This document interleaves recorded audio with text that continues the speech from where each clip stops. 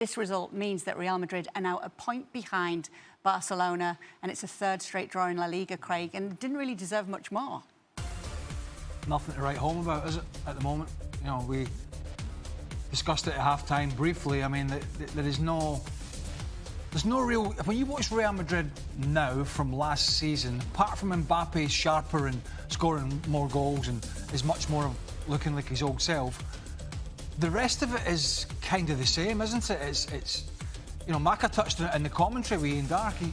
You know, they allow teams in the bottom half of La Liga to play against them. They don't press the ball, which we all thought Alonso coming in, there were going to be a higher tempo without the ball.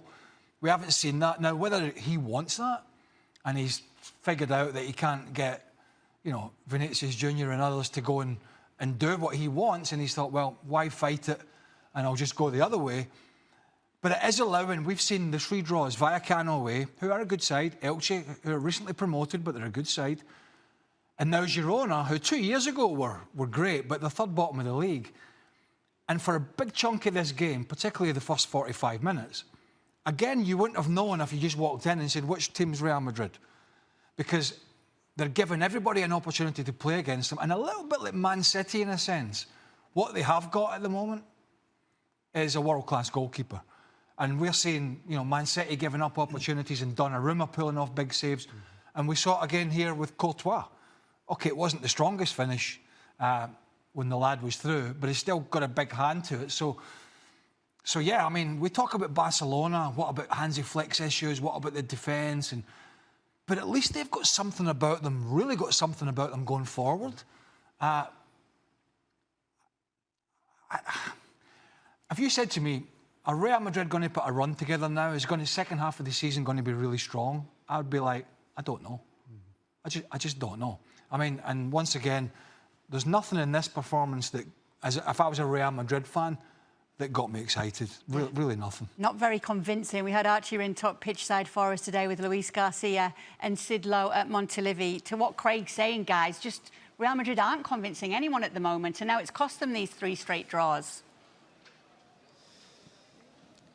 It has, Kay, and given in all competitions it felt like they took a step forward against Olympiacos. Luis, this was 2 steps back. What stood out for you? No, I think that today it was about seeing that the Real Madrid wanted to show a different side. We've seen it lately struggling to get a result, but also in the displays. Today we saw, and Craig is totally right. There is no idea. You don't see a Real Madrid that you know what they're going to do. That you know that Barcelona has got the high line. It could be good, it could be bad. They got that rhythm on the game, right? that speed on the ball. Those 3 players up front, that they know those kind of movements. There is an idea. There are a lot of problems about that, but at least you know what you're going to face. Against this Real Madrid side, it's all about what Kylian Mbappe is going to do. Today, he was the first one in the second half who started looking sharper, trying to find the ball, trying to beat players on 1v1. Vinicius Jr. kind of start asking for the ball a little bit more, looking to break down. He found that penalty. But overall, I think that Real Madrid today wasted the 45 minutes because there was no intensity, no anything that stood out from me from the first 45. In the second one is when you see that they're going for it. The determination was there. You could see more urgency, and then you start creating chances. But when you waste so much time, I think that Girona did a fantastic job. They managed how to handle. They start having the ball. They start slowing down the game, and in the end, they got a point that for Girona was very important. For Real Madrid, really put in trouble not only to what Xabi is trying to create, and also the league. Do you see this Real Madrid changing from what we've seen today to a totally different version of Real Madrid? I don't think so right now. Sid. Right, let's pick up on what Luis said there. That idea of, do you see them changing totally? In a way, I think part of the problem is that you watch this Real Madrid team and you think the only change is a total change. The only thing that can be different now is for it to be completely different. And let's go back to the game in midweek, because the game in midweek, I think, is really interesting as a portrait of what we're trying to see, or what we're hoping to see from Real Madrid. And that is that in midweek, what we saw was an Olympiacos side that played very, very high. And 2 Real Madrid forwards who we know are incredibly quick into the space behind. And a Real Madrid team that kind of, well, if they're going to play that high, we're going to go into the space beyond them. And we're just going to play long. And that what you saw, maybe, we talk what Luis was talking about, the idea of an identity. You know, a plan of what you're going to do. And in midweek, I thought what we saw was a plan that's the complete opposite of what Xabi Alonso has been trying to impose, but it partly happened through circumstances. Here's a team that's making it very easy to go, so let's go. And then you just wondered if, having got that result and with all the needs, whether they would lean towards that a little bit. But of course, that only works if the other team offers you the chance to do so. And apart from the fact that Girona gave the ball away a few times today, they didn't offer Real Madrid that opportunity to go into space behind, and there was nothing else. See, but something that we've seen lately with Rayo Vallecano, with Elche, and with Girona is that teams are exposing this Real Madrid side. Exactly, The moment absolutely. that you close down a little bit at the back, you keep the ball, you frustrate them a little bit, there is no ideas on that. Which is why Olympiacos surprised us so much, because Olympiacos basically said, here you go, here's all the space in the world, go into it. And no one else has done that. And so against no one else has Vinicius and Mbappe been able to play the way they played in midweek. And it wasn't because Madrid suddenly got it right, it was because they were offered such an obvious solution. The lack of cohesion was really stunning to me. And to be honest, the standout moment for me of that first half was right in front of us when we heard the slap of Kylian Mbappe's thigh of, guys, I've been signalling for a good 10 seconds, I'm here. And you would think he is the focal point. Everything is going through him and is working right now. And yet these players don't seem to be on the same page. In their defence, in that particular moment, and as you said, it was right in front of us, so for the viewers at home who don't know where we were, on this touchline, so it was on the right-hand side.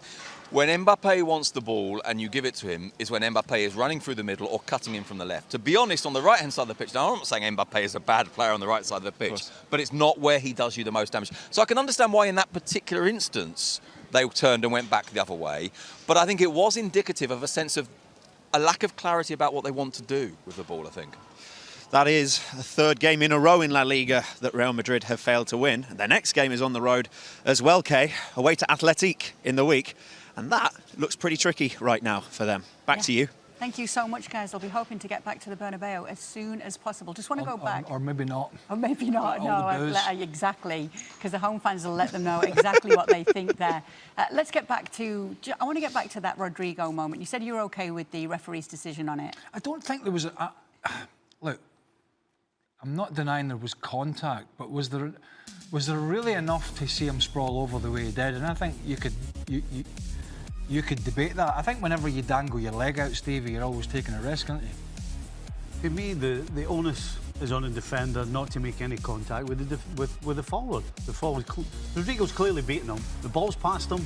Rodrigo's going past him. So if you dangle your leg out and you do catch him, I'm sorry. If I'm Real Madrid, I'm not a happy camper. To me, that's a penalty kick. Who's the leader in this Real Madrid team right now? Mbappe.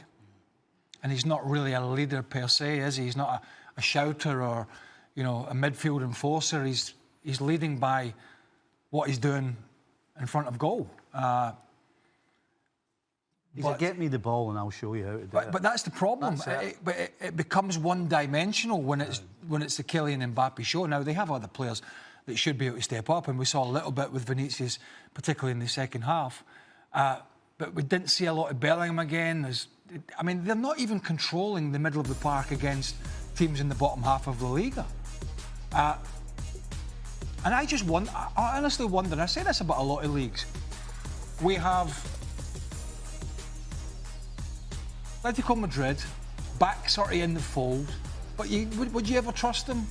Probably not. But do you trust Barca and Real Madrid at the moment? No.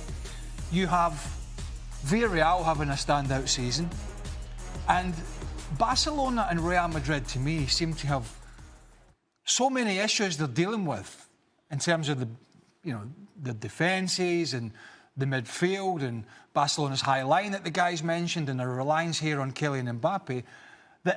Is it a season for one of these others from the top four to step up and shake up the big two? Because to me at the moment, and there's a big question whether certainly Villarreal have the squad to go and do it. We know Atleti have the squad. Whether the manager puts the brakes on remains to be seen. But there would be nothing at all from Barcelona and Real Madrid that would frighten me. And I think we're seeing that in results. We saw, the lads mentioned Olympiacos. I mean, it was 4-3. It wasn't like they romped Olympiacos by 5 goals. And Barcelona go to Chelsea, who are a good side, but they're not the top side in England at the moment, and get absolutely walloped. 3-0. Could have been, they were down to 10 men.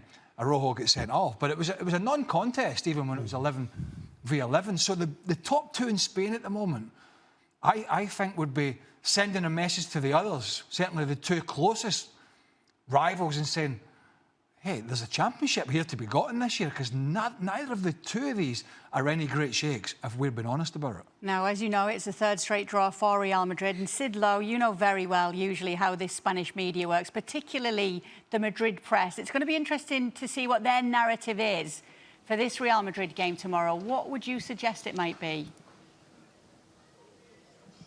Well, we've seen a narrative kind of fluctuate over the last 10 days or so, and I think this is one of the really interesting things about it. And as you know, Kay, what happens in Spain is that you don't just purely get a narrative that's only about the media, and I think this is a really important point to make. So yesterday in the press conference, Xabi Alonso said, you know, despite all the noise, despite all the things that have been said, despite the people who want it to go badly, we're okay and we're united. Now, of course, what Xabi knows is that the noise doesn't happen entirely in a vacuum. Now, there's no doubt about it, and I'm not going to deny it, the media runs with things, and we get excited, and we make more of things than sometimes is there. Certainly there are elements of the Madrid media that do that. But it also comes from the things that are being told to those media, the things that are being said from the inside. And so you say, okay, how is this going to be analysed? It will be analysed again in terms of, are the players in Xabi Alonso on the same page? It will be analysed again in terms of what we're talking about. And by the way, it's entirely legitimate to analyse this through what's the identity? What are they trying to do? What's happening here? And of course, because it's Real Madrid, and a bit like Bayern Munich, and me and Archie were talking about this during the game, they're a team that's expected to win every game. Don't win one, it's a problem. Don't win two, could this be a crisis? Don't win three, it is a crisis. Now, and I think off the back of midweek, when there was that sense of it got fixed sort of, because Vinicius and Mbappe played badly, but as Craig's rightly pointed out, they conceded 3 times in Athens. And so I think the analysis will be, again, that sense that this isn't just a game. It's not even just 3 games, it's a deeper problem, and it's a problem of not really knowing who Real Madrid are, I think. Can I just pick up on a point regarding identity? Because it makes me think about all the times I spoke to Xabi Alonso and was listening to him at Bayer Leverkusen. And one of the most interesting things he said to me was that each pass has a message with it. Yeah. And if I'm looking at these players, and I'm thinking also about what you've said about him not getting the number 5 that he wanted in the summer. Which he absolutely didn't, by the way. Absolutely did not.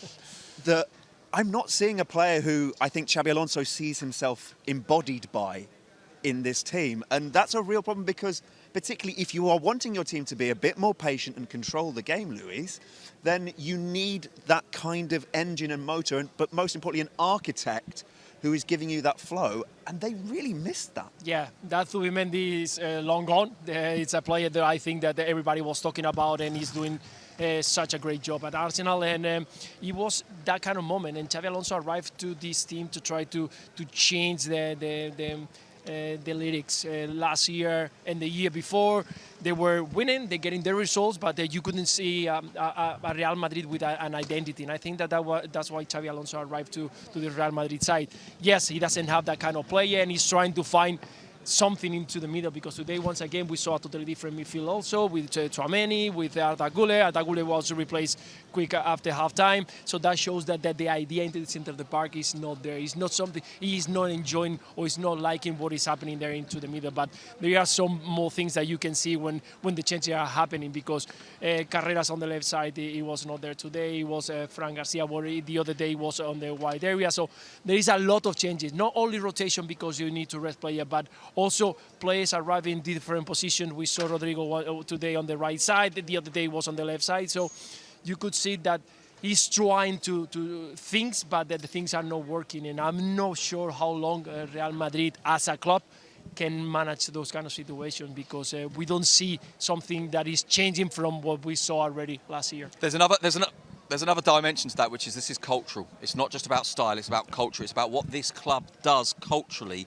as a football club, and what Xabi Alonso is trying to do, which is counter-cultural to the way Real Madrid have been for many, many years.